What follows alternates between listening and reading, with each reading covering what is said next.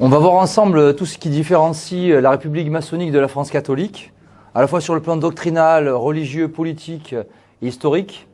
On va voir aussi la notion de patrie, car beaucoup de gens votent pour des partis républicains qui se prétendent patriotes, alors qu'ils sont dans un faux patriotisme, que ce soit le Front National, Debout la France, l'UPR, sont tous des partis républicains et sont donc de faux partis patriotes. Beaucoup de leurs électeurs n'ont pas compris ce qu'est la République. Ils croient résister alors qu'ils ne font que conforter ce système qui est démocratique et républicain. Et beaucoup d'entre eux n'ont pas intégré que la République n'est qu'un système, un régime politique, durable d'ailleurs de domination de la judo-maçonnerie. Et la République n'est pas la France, elle est l'anti-France. Ce qu'a parfaitement compris Charles Maurras, qui, au siècle dernier, avait écrit « La République en France est le règne de l'étranger. L'esprit républicain désorganise la défense nationale et favorise les influences religieuses directement hostiles au catholicisme traditionnel. Il faut rendre à la France un régime qui soit français, tout simplement. » Quant à Monseigneur Henri de Lassus, il parlait, lui, de deux France. Pour Monseigneur de Lassus, il y aura deux France. La France catholique et la France maçonnique, ayant l'une et l'autre un idéal différent et même opposé, luttant entre elles à qui fera triompher le sien. Et comme la maçonnerie, aussi bien que le catholicisme, s'étend au monde entier, que partout les deux cités sont en présence, partout aussi se voit en même temps le même engagement dans la même bataille. Et c'est toute la différence entre le patriotisme révolutionnaire issu de la révolution de 1789, où on est dans le patriotisme des droits de l'homme, et le patriotisme français catholique, comme l'a très bien démontré d'ailleurs l'historien Jean de Viguerie dans son livre « Les deux patries », où dans l'introduction, il fait donc la distinction entre ces deux patriotismes. Et où il a donc écrit « Toute histoire de l'idée de patrie est vaine si les deux sens du mot ne sont pas distingués. » Et il fait donc bien la distinction entre les deux sens du mot patrie. Donc la patrie qui est la terre de nos ancêtres. Il y a donc cette notion de racine de la France et de descendance. Et de vertu morale aussi. Donc le premier est le sens traditionnel conforme à l'étymologie, le mot patria, dans le latin médiéval, et le mot patrie, adopté par la langue française au XVIe siècle, désignait la terre des pères, le pays de la naissance et de l'éducation. L'amour de la patrie, le mot patriotisme n'existait pas encore, il est arrivé seulement au XVIe siècle. Avant, on ne parlait pas de patriotisme français, on disait la France. Et cela, Jean de Viguerie l'explique très bien. Donc, l'amour de la patrie rendait à la France les devoirs de la piété avec les honneurs du respect et de la fidélité. La patrie était la France. La France était un être moral doté de vertus.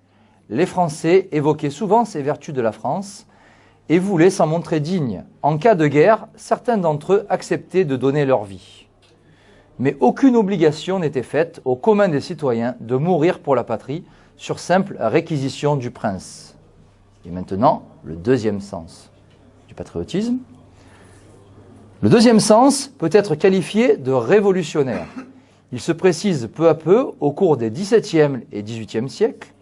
La nouvelle patrie est d'abord celle des libertins, tout pays où l'on est bien. Elle devient ensuite celle des philosophes des Lumières, tout pays où l'on est bien par la vertu des droits du genre humain. Enfin, elle se réalise pleinement dans la patrie de la Révolution, c'est-à-dire dans les droits de l'homme. Cette patrie n'est pas la France. Et la France ne représente pour elle qu'un support et un instrument. Le patriotisme qui lui correspond la divinise, l'adore, la place au-dessus de tout, déclare à ses ennemis une haine mortelle et réquisitionne à son service les vies de tous les citoyens. On voit que ce deuxième sens n'a rien à voir avec le premier. En effet, ces deux patriotismes n'ont rien à voir l'un et l'autre. L'un donc est à mettre en relation avec la République maçonnique, donc le patriotisme révolutionnaire, et l'autre, le patriotisme français, avec la France catholique. Donc d'un côté, le patriotisme français catholique qui nous renvoie au triptyque de saint Thomas d'Aquin, Dieu, famille, patrie, sur lequel je vais revenir. Et donc d'un autre côté, ce patriotisme des droits de l'homme qui va nous plonger dans le matérialisme, qui va prétendre faire le bonheur terrestre de l'humanité, ce qui est faux, hein, et qui fait encore moins le bonheur céleste d'ailleurs, où on nous parle de mourir pour la patrie, donc soi-disant mourir sur un champ de bataille, c'est sauver son âme. Ce qui est faux, c'est un mensonge. Et concrètement, en 1789, ce patriotisme-là, révolutionnaire, va déboucher sur la terreur, et donc sur la mort. Nous avons donc là deux patriotismes complètement opposés pour deux modèles de société très différents. République maçonnique, France catholique. Et cette fracture, ce clivage entre la République et la France est très important selon moi, car il va nous permettre de déterminer le projet de société et les idées que l'on doit défendre. Donc constatons tout d'abord que République et franc-maçonnerie sont étroitement liées, car l'une, hein, la République, vient de l'autre.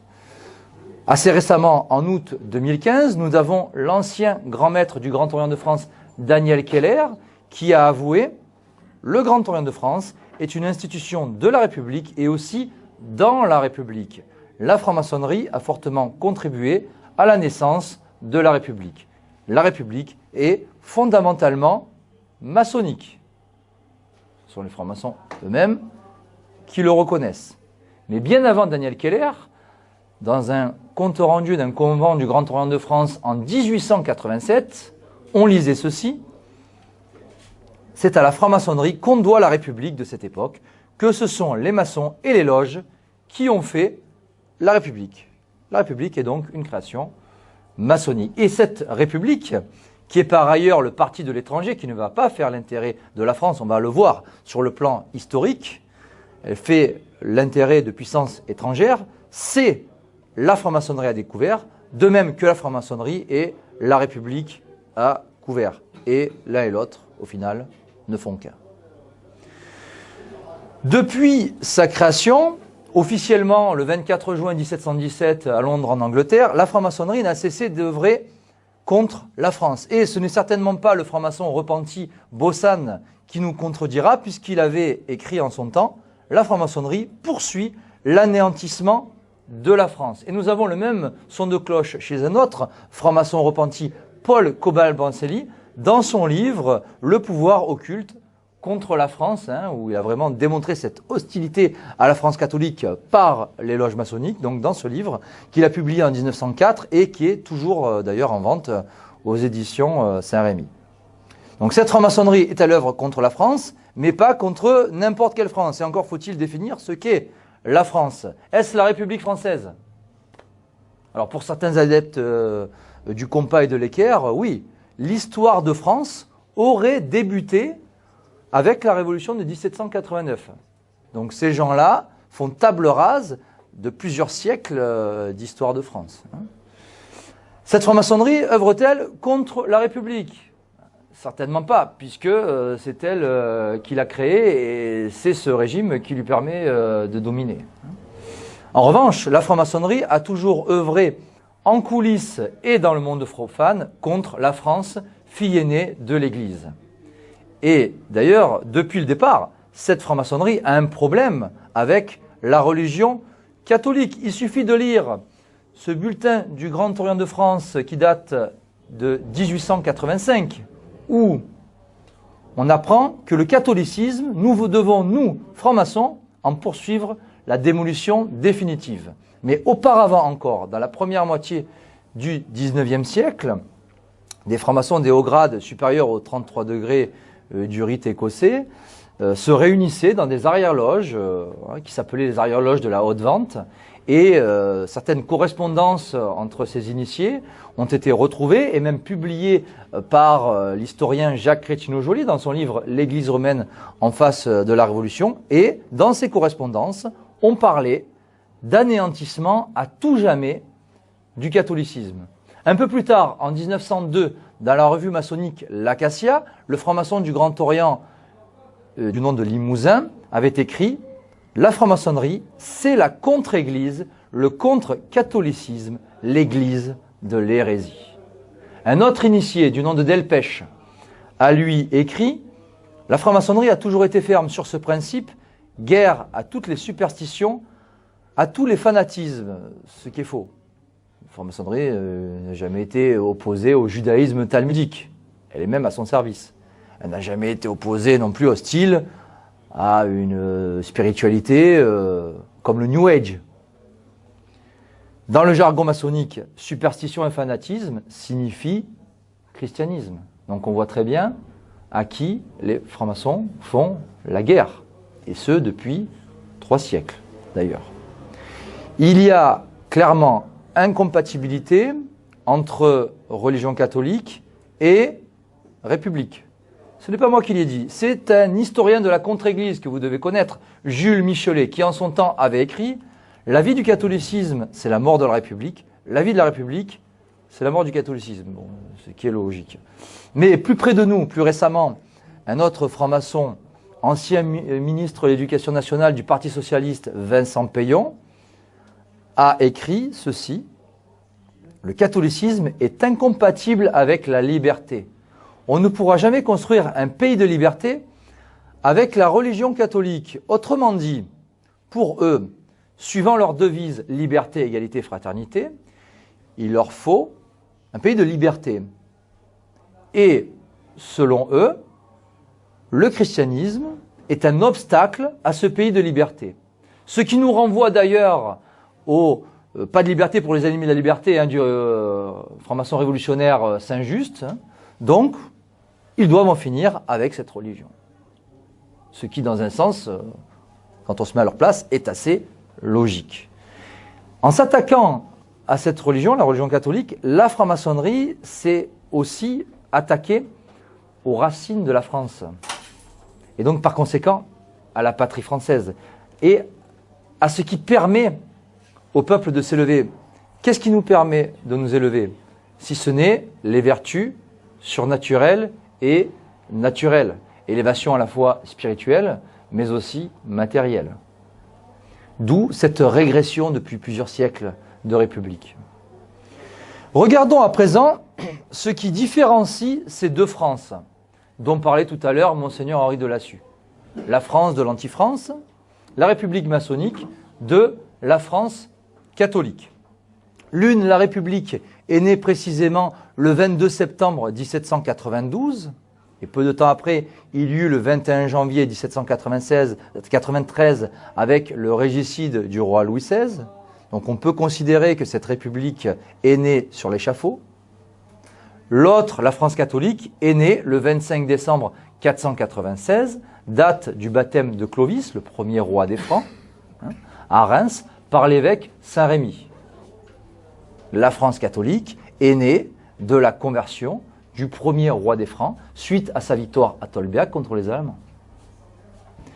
La République prône le gouvernement par le peuple, pour le peuple, la souveraineté du peuple depuis la Révolution de 1789, la démocratie, cette loi du nombre où le nombre est à raison, où le nombre est vérité, alors que dans une monarchie, autrefois, dans l'Ancien Régime, c'était un gouvernement par un roi très chrétien, qui était autrefois le lieutenant du Christ, et qui se devait de faire appliquer le règne social de Jésus-Christ, qui est d'ailleurs un dogme de foi, je le rappelle, depuis le pontificat du pape Pie XI et son encyclique Quas Primas, qui date de 1926. Donc d'un côté, nous avons un système horizontal avec cette démocratie où tout se vaut, où en gros 11 abrutis ont plus de poids que 10 érudits. C'est une réalité démocratique. Et de l'autre, nous avons un système bien plus vertical qui doit mener la population à Dieu. Donc verticalité, hiérarchie et roi très chrétien qui doit se dévouer pour son peuple et sa nation, et qui est d'ailleurs éduqué dans ce sens. La religion officieuse d'État dans notre République, cela a été avoué par Vincent Peillon, encore lui, c'est la laïcité, qui est l'anti-religion catholique. Alors que dans une France catholique, c'est bien sûr la religion catholique qui est la religion d'État, où logiquement les baptisés consacrent du temps à Dieu, et d'ailleurs pas simplement le dimanche. La devise de la République, qui est aussi celle de la franc-maçonnerie synagogue de Satan, c'est liberté, égalité, fraternité. Et vous retrouvez d'ailleurs ces trois mots sur les devantures des écoles, des mairies, des tribunaux. Hein. Et c'est l'esprit du monde, liberté, égalité, fraternité, dont Satan est le prince. Face à cette devise, les chrétiens opposent les vertus théologales de foi, d'espérance et de charité, auxquelles Saint Ignace de Loyola a ajouté les vertus morales de pauvreté, de chasteté et d'obéissance. Dans notre monde moderne, matérialiste, déspiritualisé, nous sommes plongés, qu'on le veuille ou non, dans la triple concupiscence. Concupiscence des yeux, de la chair et de l'orgueil.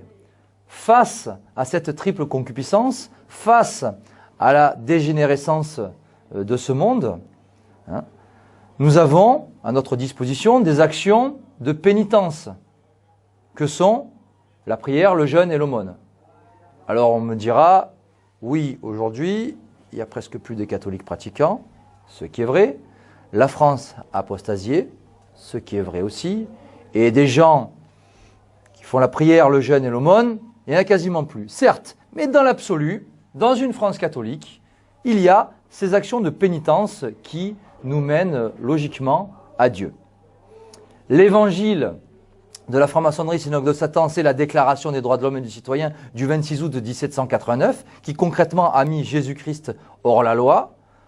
Alors que donc là, on n'est pas dans les droits de Dieu, on est dans les droits de l'homme, hein, contrairement donc aux droits de Dieu, à cette volonté de Dieu, et à ces évangiles, hein, la bonne nouvelle, ces évangiles qui devraient être la morale de toute société. Nous avons droit aussi dans notre République à des lois liberticides, comme la loi Fabius-Guessot, qui restreint considérablement notre liberté d'expression. Nous avons droit aussi à des lois contre nature, comme la loi Taubira, qui autorise le mariage des invertis. Alors que dans une société catholique, le mariage religieux prime sur le mariage civil, qui d'ailleurs ne vaut rien. Le mariage civil, ça vaut rien. C'est zéro. Alors qu'aujourd'hui, ce qui est obligatoire, c'est le mariage civil et non le mariage religieux. Donc ce mariage devant Dieu, et puis la loi, je parlais de loi liberticide, ce qu'on doit appliquer, ce n'est pas la loi Guessot ni la loi Taubira, nous, la loi qu'on doit observer, c'est celle du décalogue et obéir aux 10 commandements. Nous avons droit aussi, dans notre société républicaine, à une idéologie de mort, comme l'avortement depuis la loi Veil, qui date de 1975, la promotion de l'euthanasie et récemment la théorie du genre aussi, qui est particulièrement absurde. Et face à cela, dans une société catholique, logiquement, on doit mettre en avant une politique de natalité, la famille, donc qui nous renvoie au Dieu, famille, patrie. D'abord, Dieu premier service, qui est fondamental. Ensuite, l'intérêt de sa famille, du premier cercle. Et enfin, l'intérêt national de la patrie française. Dieu, famille, patrie. Donc, politique de natalité, esprit familial, dont a très bien parlé d'ailleurs Monseigneur Delassus dans son livre du même nom, esprit familial, face au divorce qui est désormais généralisé en France, depuis qu'il a été rétabli d'ailleurs par un juif franc-maçon, Alfred Naquet, en 1884, et même à l'adultère qui est encouragé désormais, en ce XXIe siècle, par la publicité. La fête nationale dans notre République française, c'est le 14 juillet. Date de la prise de la Bastille, le 14 juillet 1789. C'est le début des émeutes, des premiers meurtres, du désordre, de l'anarchie.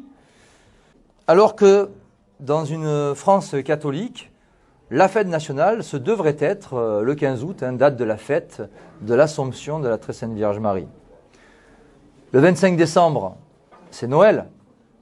Dans notre société républicaine, Noël, c'est synonyme d'achat compulsif. Tout le monde se rue dans les centres commerciaux avant le 25 décembre. Alors que je rappelle que le 25 décembre, c'est la fête de la Nativité. On fête la naissance de Jésus-Christ. Et tout comme lui, on se doit d'avoir un esprit de pauvreté. Il n'y a qu'à voir comment il est né, hein, dans une crèche avec ses parents. Bon, esprit de pauvreté, de simplicité, d'humilité, se retrouver en famille et prier le Seigneur ce jour-là avant de penser à se faire plaisir en se faisant des cadeaux comme des païens. Le drapeau national de la République française, c'est le drapeau tricolore bleu, blanc, rouge, alors que dans une société très chrétienne, le drapeau national, ça devrait être le Sacré-Cœur de Jésus avec les 3 fleurs de lys qui représenteraient les vertus théologales de foi, d'espérance et de charité. L'hymne national, maintenant, c'est la Marseillaise, ce chant révolutionnaire que l'on doit aux francs-maçons Rouget de Lille, alors qu'autrefois, du temps de l'Ancien Régime, il y avait un hymne de la monarchie française. L'outil d'asservissement dans notre société hédoniste, républicaine et matérialiste, c'est la télévision, que j'ai qualifiée dans le complot contre Dieu de petite lucarne de la synagogue de Satan. Mais face à cet outil d'asservissement, face à cet outil d'abrutissement, de manipulation, de propagande, nous avons des outils d'élévation.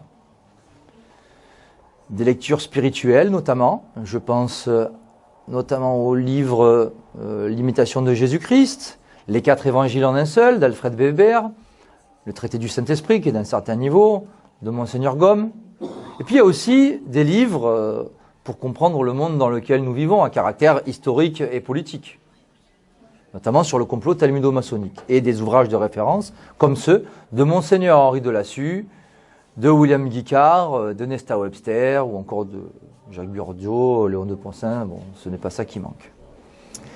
Les conséquences maintenant, concrètes, de l'une, la République, c'est le matérialisme, le consumérisme, l'hédonisme, la dégénérescence, la débauche, l'individualisme. Tout ça nous pousse d'ailleurs à la dépression et au moment de notre mort, à la damnation des âmes, hein, concrètement. Et oui. Alors que dans une société catholique, nous serions incités à élever notre esprit, à avoir une vie intérieure qui passe par la prière et l'oraison, avoir un esprit de miséricorde, un esprit de sainteté, en prenant exemple sur les grands saints, un esprit familial, un esprit apostolique et militant, qui aujourd'hui passe par 2 choses absolument indispensables, l'étude et la prière. Du temps de saint Thomas d'Aquin et de saint Louis, ces 2 choses n'étaient pas forcément indispensables. Mais aujourd'hui, dans notre démarche militante et apostolique, c'est la raison pour laquelle je suis là aujourd'hui face à vous, ces 2 choses, l'étude et la prière, sont vraiment indispensables afin de ne pas être noyé dans la dégénérescence de ce monde et dans la propagande. Historiquement, maintenant, en 1789, en 1830, en 1848, en 1870, en 1871, en 1905, en 1944 aussi. Je vais revenir sur toutes ces dates. Toutes ces fois-là, la franc-maçonnerie est allée à l'encontre des intérêts de la France, de sa souveraineté, de son identité, de sa catholicité et donc de l'ordre naturel. 1789, complot 100% maçonnique contre la monarchie chrétienne française, incarné par le roi Louis XVI, qui a débouché sur la terreur et sur l'épuration antichrétienne du génocide vendéen. 1830, révolution politique avec la franc-maçonnerie à la manœuvre, hein, et la religion catholique qui cesse d'être la religion d'État à ce moment-là, dans la Constitution française. 1848, destitution de la monarchie constitutionnelle et du roi Louis-Philippe, qui était toutefois franc-maçon, au profit d'un gouvernement provisoire composé de 10 francs-maçons sur 11, avec en tête Adolphe Crémieux et Louis Blanc. Donc là aussi, action de la franc-maçonnerie. Tout comme en 1870, avec la guerre franco-prusse, où la Prusse protestante est soutenue par la franc-maçonnerie internationale, qu'elle soit française ou allemande d'ailleurs, et qui est aussi soutenue à ce moment-là par la haute finance apatride des Warburg, donc la maison Rothschild. Et à ce moment-là, la France, qui est dirigée par Napoléon III, qui était un traître à la patrie, hein, qui était franc-maçon des hauts grades, donc on est dans la défaite de la France, qui perd l'Alsace et la Lorraine. Et c'est ce qu'avaient décidé les loges. Oui au patriotisme allemand, faux patriotisme incarné par le Kulturkampf qui était en opposition à l'Église catholique, et non par contre au patriotisme français. Et pour éviter un éventuel retour à une monarchie de droit divin alors incarnée par le comte de Chambord Henri V, l'année d'après, en 1871, éclata la Commune de Paris, donc cette révolution où la franc-maçonnerie a été impliquée, elle l'a parfaitement reconnu, dans ce carnage anarchiste et sanglant de la Commune de Paris qui a fait plus de 20 000 morts rien que dans la capitale. Peu de temps après, l'école laïque, on la doit au franc-maçon Jules Ferry. 1905, loi de séparation entre l'Église et de l'État. Dans les deux cas, nous sommes deux victoires de la franc-maçonnerie et de la contre-Église, donc contre la France.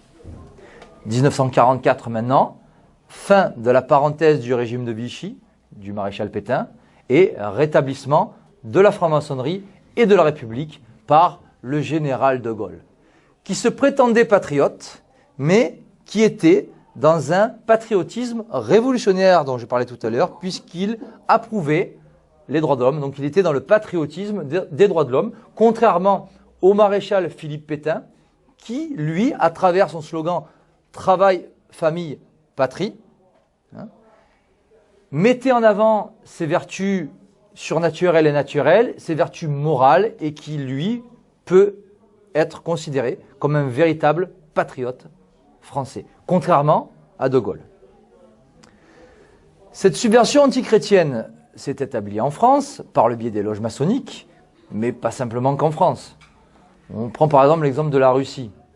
1911, meurtre du Premier ministre Piotr Stolypine par la franc-maçonnerie. 6 ans plus tard, assassinat de la famille du tsar Nicolas II par un juif franc-maçon, Yurovsky.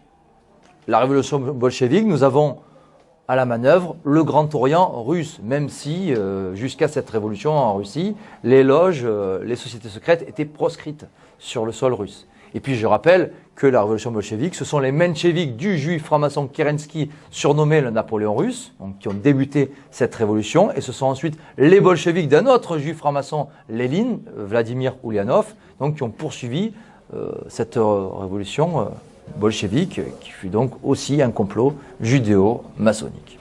Mais revenons à la France, où, depuis 1789, cette secte maçonnique dirige le pays, et du même coup, la France va de châtiment en châtiment. Alors les gens vont se lamenter et dire, oui, la France s'islamise.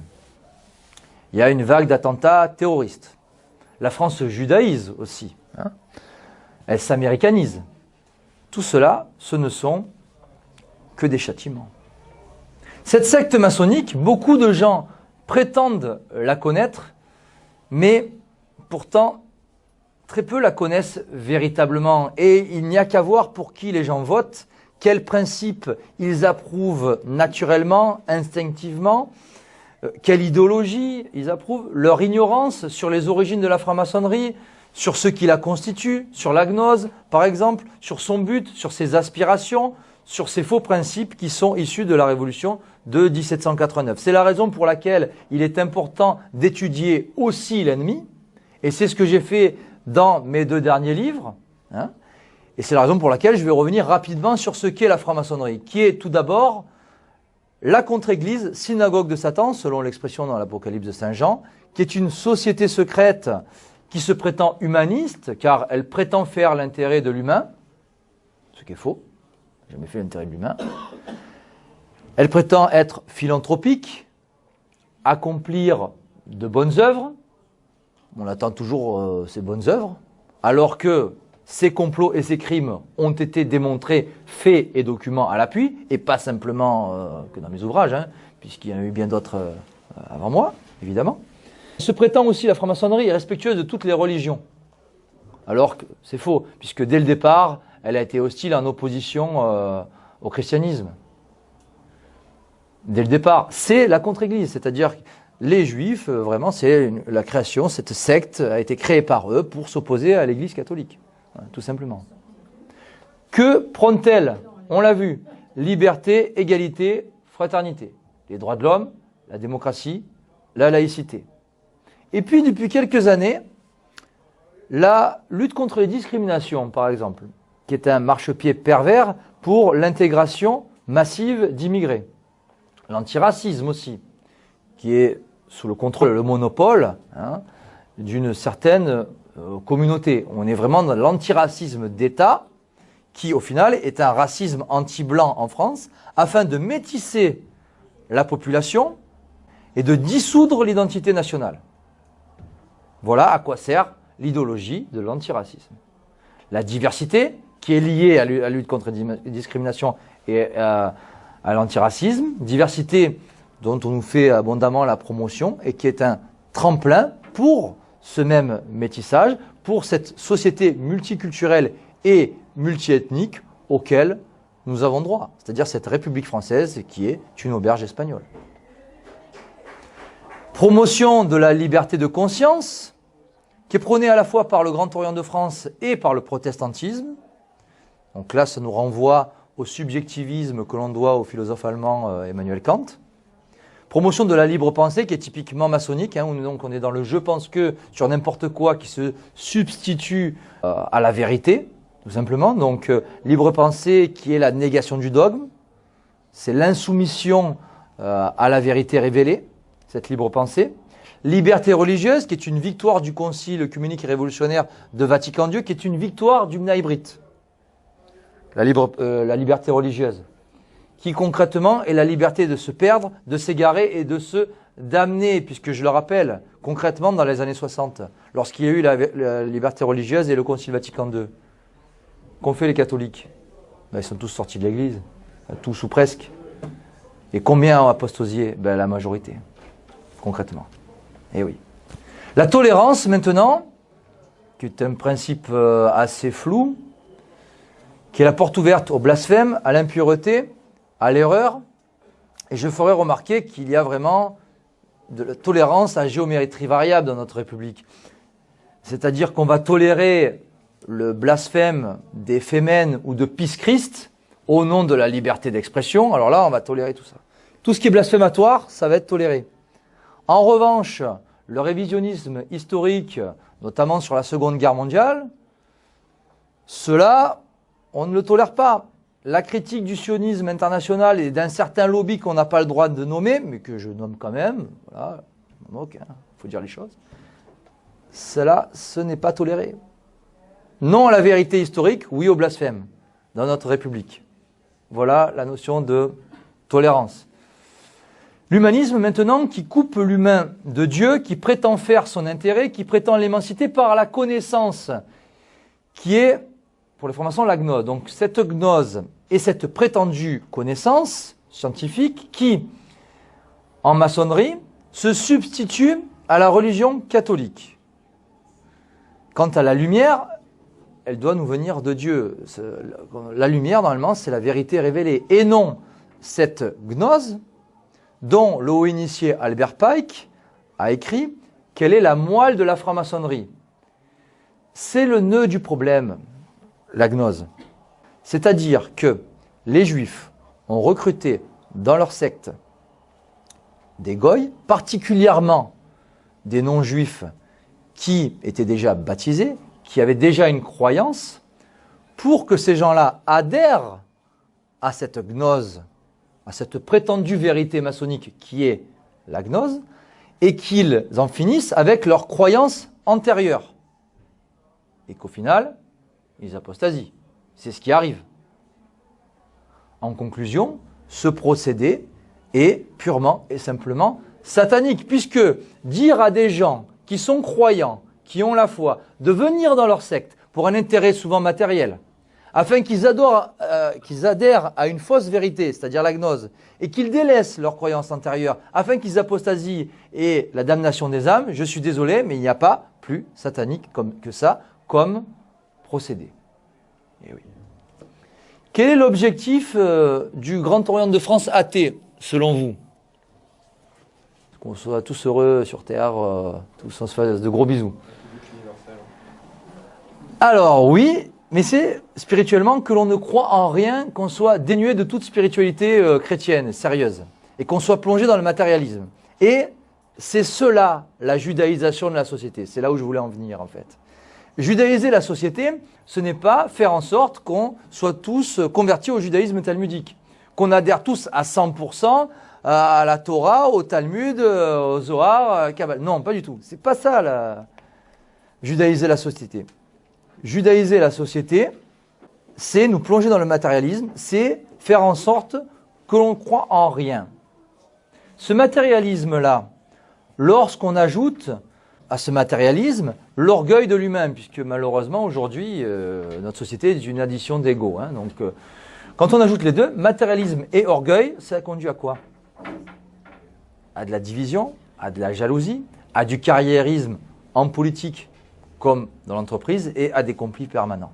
Et c'est malheureusement le monde dans lequel nous vivons. D'où l'intérêt de l'élévation spirituelle. C'est fondamental. C'est la raison pour laquelle les loges ne cessent de judaïser et de matérialiser la société. Voilà. Et de nous déspiritualiser.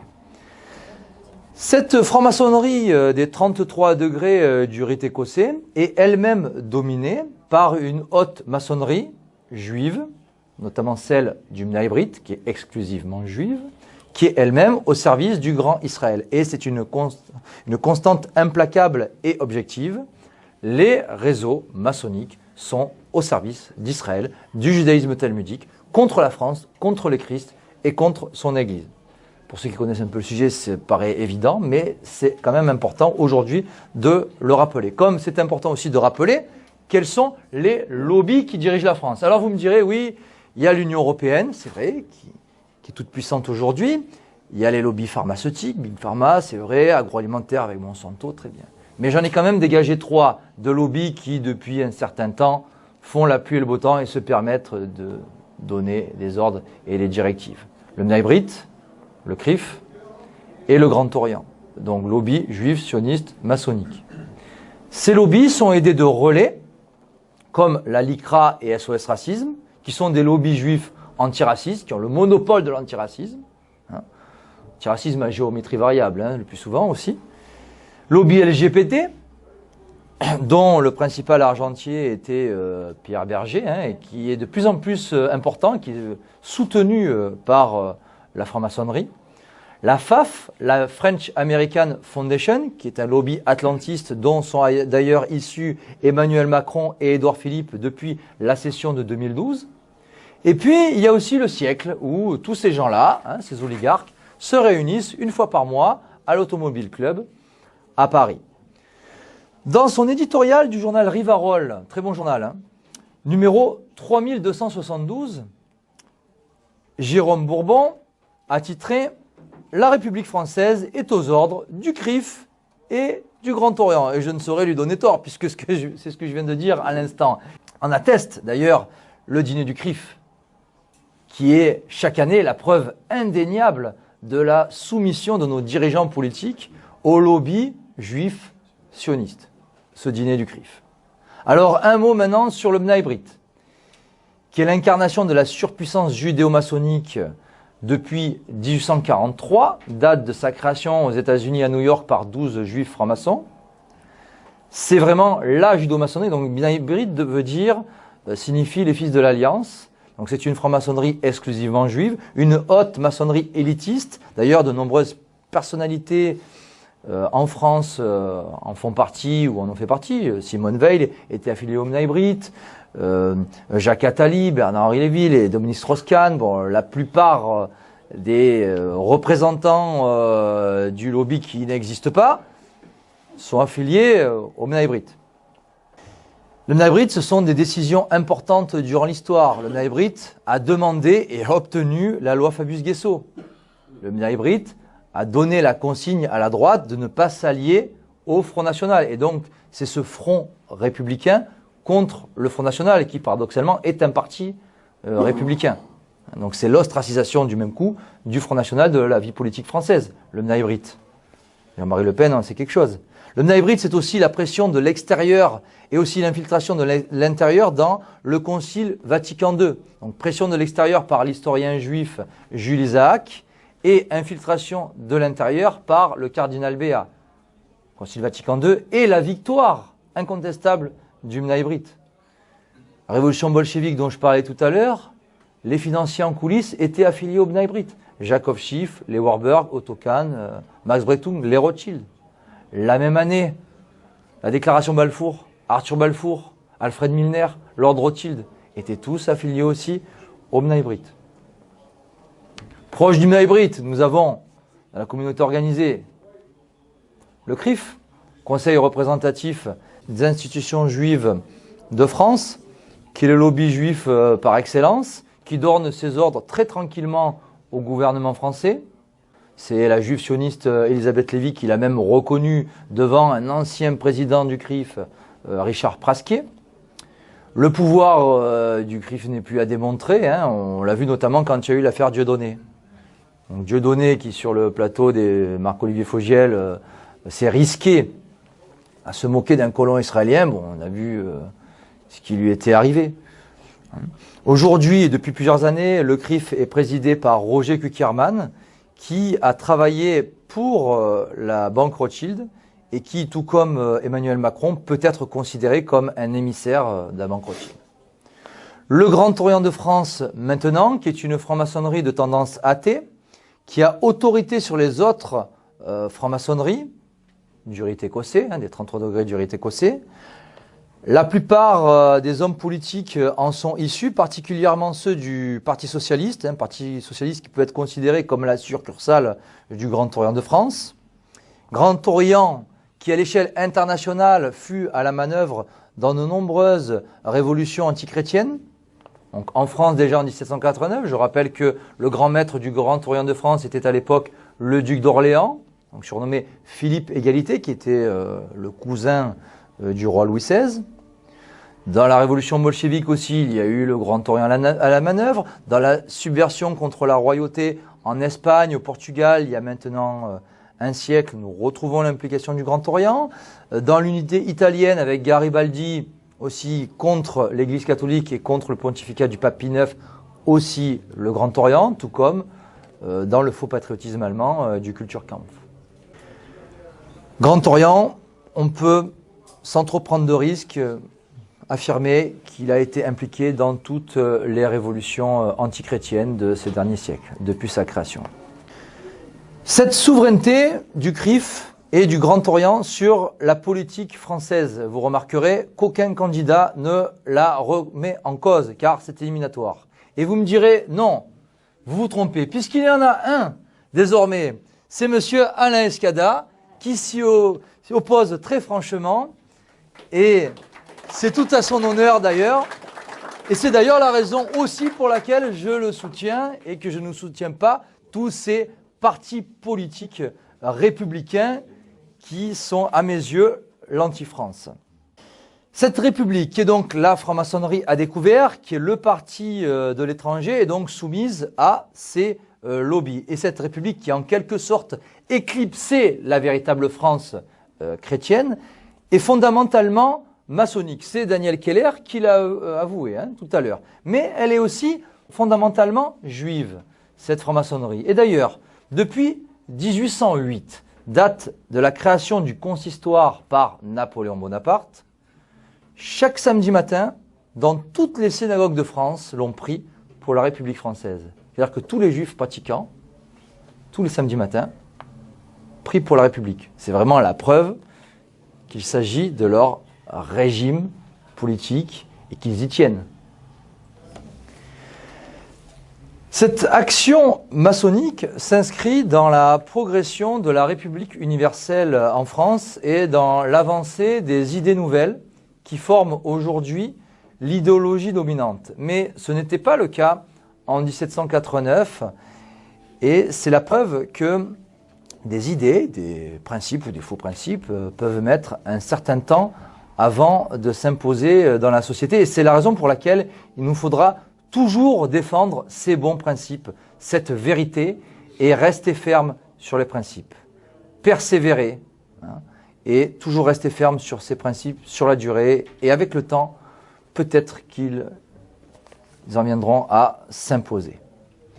Le point culminant de l'anti-religiosité de ces faux principes maçonniques ce fut la Troisième République, avec la dictature anticléricale de Gambetta, initié maçon, qui fut donc surnommée la République, cette Troisième République, qui fut très maçonnique et la plus anti-religieuse de toutes. Mais aujourd'hui, sous la Cinquième République, la franc-maçonnerie a toujours le pouvoir. Et ce qui a d'ailleurs fait dire à Alain Bauers, haut initié il y a quelque temps, dans notre système politique dit démocratique, ce ne sont pas 40 millions de citoyens qui font les lois, mais 150 000 frères.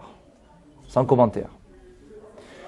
Sur un plateau télévisé, selon vous, quel est le point commun entre tous les participants? Tous sont catholiques? Tous ont déjà effectué une retraite spirituelle de Saint Ignace de Loyola?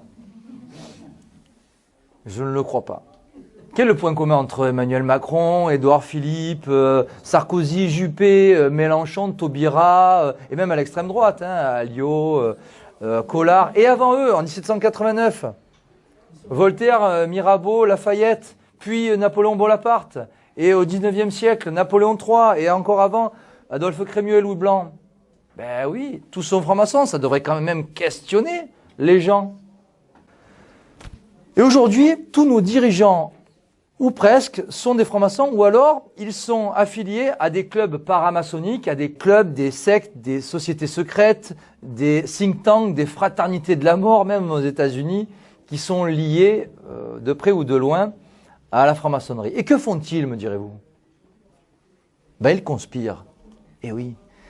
Et c'est dans l'initiation au 33e degré du rite écossais que nous apprenons cela, où il est écrit « La maçonnerie n'est rien de plus, rien de moins que la révolution en action, la conspiration en permanence. » La franc-maçonnerie avoue donc qu'elle conspire, qu'elle fomente des complots. Et lorsque nous, catholiques, nous constatons simplement cela, nous sommes taxés de complotistes.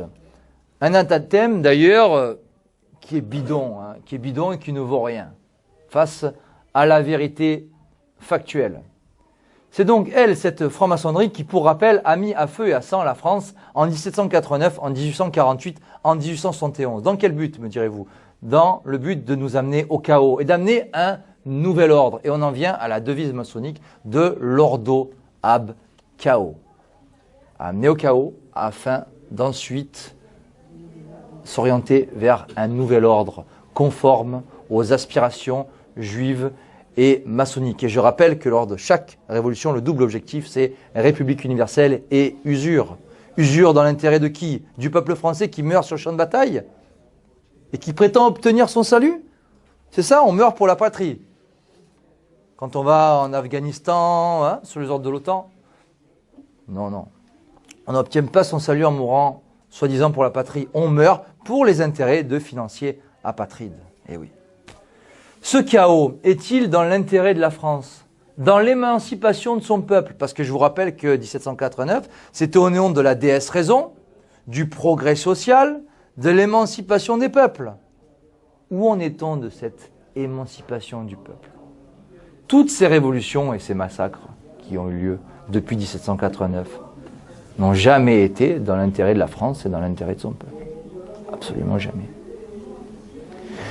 Cette franc-maçonnerie internationale, pas simplement qu'en France, est en opposition à la France et plus largement aux nations en Europe.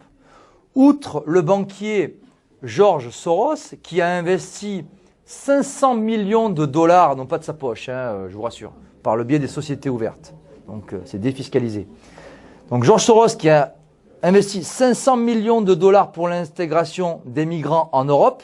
Donc outre Soros, il y a eu il y a quelque temps 28 francs-maçonneries en Europe qui se sont prononcées par écrit pour l'accueil massif des migrants au nom de la tolérance, de l'humanisme et des droits de l'homme, qui ne sont que des prétextes bidons pour détruire l'Europe chrétienne, tout simplement. Au-dessus de la loge, nous avons la synagogue, et donc des rabbins qui, ces dernières années, se sont prononcés, eux aussi, pour l'invasion de l'Europe. Notamment un certain rabbin, Rav Touitou, qui a déclaré face caméra, je cite, tenez-vous bien, c'est pas piquer des verres là, ça va pas passer aux 20h ça. C'est une excellente nouvelle que l'islam envahisse l'Europe. Vous allez le payer très cher les Européens, mais à un point, vous n'avez même pas notion de quoi on parle. Il n'y aura pas d'holocauste avec des trains qui vous emmèneront au four crématoire. Ce sera sur place l'égorgement. Et vous n'aurez pas où fuir, parce que tout le mal que vous avez fait à Israël, vous le paierez au centuple. Le QG de la chrétienté se trouve là-bas, donc pour eux, le QG de la chrétienté, c'est l'Europe chrétienne, et ils appellent ça Édom. Donc le QG de la chrétienté, Édom, se trouve là-bas. Quand cet endroit-là disparaîtra, c'est ce que veut faire l'islam. L'islam, c'est le balai d'Israël, sachez-le. Et cela peut nous renvoyer en quelque sorte à l'actualité, où on peut considérer que l'idéologie islamique wahhabite, à travers Daesh, sert les intérêts du sionisme international. Puisque cela a été avoué, Daesh est une création américaine et israélienne. Et Daesh, d'ailleurs, n'attaque jamais frontalement Israël, comme par hasard. Mais Rav Touitou n'est pas le seul rabbin à émettre ce souhait de destruction de l'Europe, car nous avons aussi Rav Dinovitz, qui s'est illustré il y a quelque temps dans une diatribe contre l'humoriste franco-camerounais Dieudonné. Et donc ce Rav Dinovitz a quant à lui déclaré, toujours face caméra, vous retrouvez ça sur YouTube, l'Occident c'est fini, à partir du moment où elles ont oppressé Israël, c'est fini. Donc il faut en finir avec l'Occident, selon lui. Donc on voit bien là tout cet esprit de vengeance contre les nations européennes et chrétiennes du judaïsme talmudique à travers les propos de Rav Dinovitz et de Rav Touitou. Et Rav Dinovitz le reconnaît, il ne fait que reprendre les propos du rabbin Rashi, qui était autrefois le rabbin de Troyes au XIe siècle et qui a eu une certaine influence sur sa communauté du temps du Moyen-Âge. Ce rabbin Rashi que Nicolas Sarkozy, il y a quelques années, a encensé publiquement, d'ailleurs. Donc pour les Juifs, la franc-maçonnerie ne sert qu'à dominer les nations en s'attachant des alliés goïs, c'est-à-dire qui recrutent des goïs dans leur secte pour servir la cause juive, tout simplement, pour faire court. L'objectif de la franc-maçonnerie, c'est donc la destruction de la France, et particulièrement sa défrancisation. Ce sera le dernier point que j'aimerais aborder. Par le remplacement de population, qui selon moi tient en une équation très simple. Immigration massive, avec la crise des migrants, depuis le regroupement familial déjà, plus avortement généralisé et même banalisé, égale substitution de population. C'est-à-dire que d'un côté, les Français ne se reproduisent plus tellement, en tout cas beaucoup moins qu'avant, sont dans l'hédonisme, voilà, on se fait plaisir, mais on ne construit, il n'y a pas de construction familiale, ou de moins en moins, on divorce très facilement. Et d'un autre côté, on fait venir en masse des non-français, des gens qui n'ont absolument rien à voir avec la France d'ailleurs, que ce soit sur le plan ethnique, culturel, religieux, qui parlent 3 mots de français, et qu'on intègre de force ces gens-là. Donc logiquement, sur la durée, cela devrait nous amener à un remplacement de population, ou tout du moins à un métissage des populations. En conclusion, nous avons vu que c'est la France, fille aînée de l'Église, qui est visée par ce régime républicain. Ce sont ses racines, sa catholicité, sa souveraineté, son identité. Nous avons vu qu'il y a 2 points de départ très importants pour 2 patriotismes tout à fait différents. Premier point de départ, donc 1789 pour la République française. Patriotisme révolutionnaire des droits de l'homme.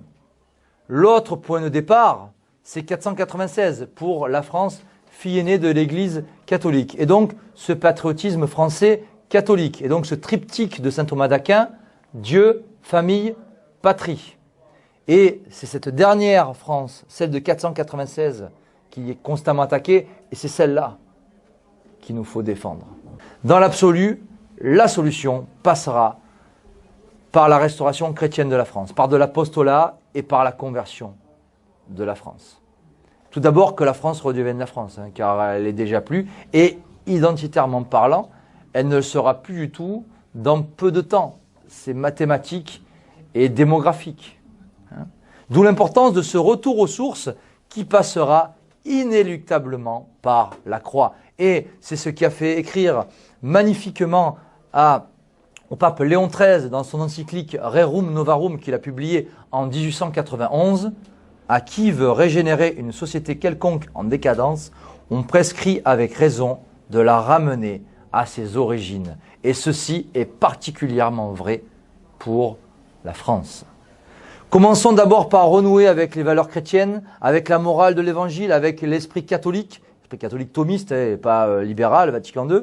Mettons-nous au pied de la croix, avec humilité, récitons le chapelet chaque jour si possible, c'est vraiment un moyen de salut important. Effectuons des retraites spirituelles de Saint Ignace si l'on peut. Demandons des grâces à Dieu en toute sincérité, en toute humilité et Dieu nous les accordera. Faisons des efforts, c'est fondamental, cette notion d'effort dans une démarche apostolique et militante. Soyons présents sur le terrain, soutenons des mouvements intrinsèquement catholiques et surtout arrêtons de nous en remettre tous les 5 ans aux urnes. Arrêtons de remettre nos espoirs dans la démocratie. Plus que jamais, soyons fiers d'être des Français, d'être des Français catholiques, des Français intégralement catholiques même. Défendons cette France et non la République. Défendons le bon patriotisme dans la loi du décalogue et la morale de l'Évangile. Menons tous ensemble le bon combat qui est celui pour le règne du Christ roi en France et dans le monde. Voilà, j'en ai terminé. Merci à vous tous pour votre présence et votre écoute.